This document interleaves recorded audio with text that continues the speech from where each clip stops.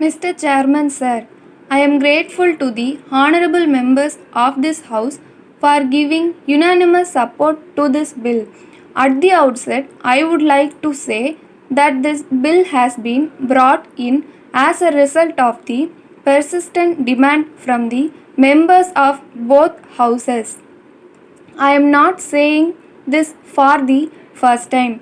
As a matter of fact, when this proposal came up for consideration before me some time back, I noted that it might be quickly done as there was a demand from both the houses in this regard. With regard to the various provisions in the bill, an honorable member wanted a distinction to be made between those who were running this game and those who were participating in it. I may assure him that we have made a distinction. If the honorable member goes through the provisions of the bill, he will find that as far as persons who are running this business are concerned, we have provided for a maximum punishment and also a minimum punishment. So we have provided a minimum punishment for those who run these betting activities. On the other hand, we have provided for a lighter punishment for those who participate in them. In this connection, I would like to point out that participating in betting activities is also an offense like the running of a betting house.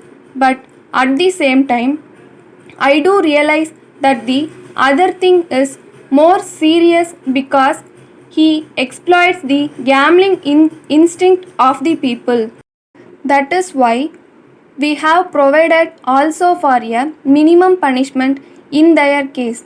I do agree that not only in respect of this law but in respect of every law that we pass for the purpose of regulating the conduct of the public, it is necessary that the police should take an impartial attitude in the matter and should be strict in enforcing the law. If that is not done, all this may become an instrument of oppression.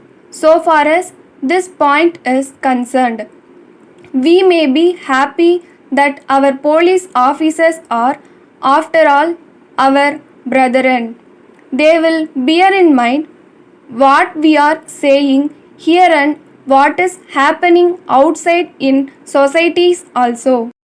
I have no doubt in my mind that they will enforce this legislation to the best advantage of society. But if there is misuse of this law as any other law for personal gains, then it is the duty of everybody to bring it to the notice of the government. I may assure the House that if any such inning is brought to the notice of the government in respect of police officials, we shall take very strict action. Reference was also made to the publications in the press from time to time. I am aware of this, but I do not know how we can control them. As we know, they are a privileged class. I am sure the honorable members will agree with me that any restriction on the publication of news will be regarded as curtailment of the freedom of the press. In view of this, it will not be right on the part of anybody to suggest that we should control the press in any way. I think we have to give them absolute freedom. Let us hope that with the passage of this bill, it will be possible to put down this evil with a strong hand.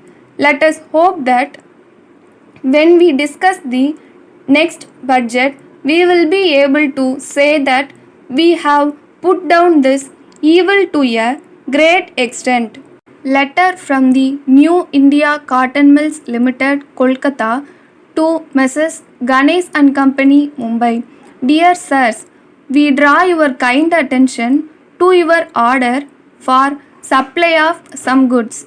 With reference to your order, we are very sorry that we have to ask for extension of time its execution. As you may know, recently there was a strike of the cotton operatives.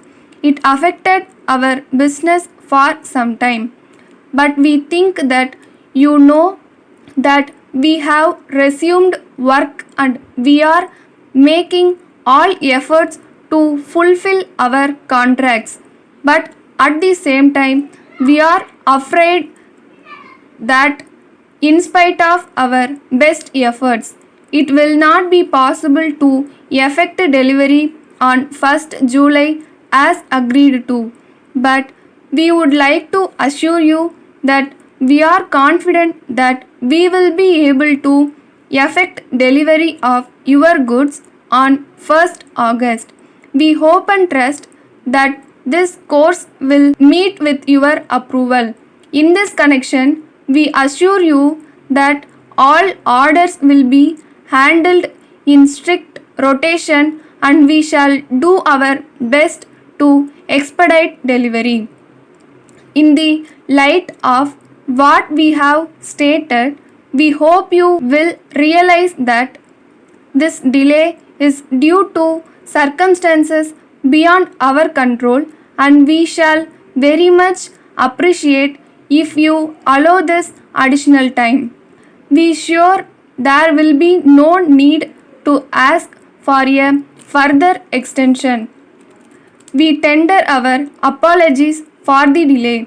Yours faithfully.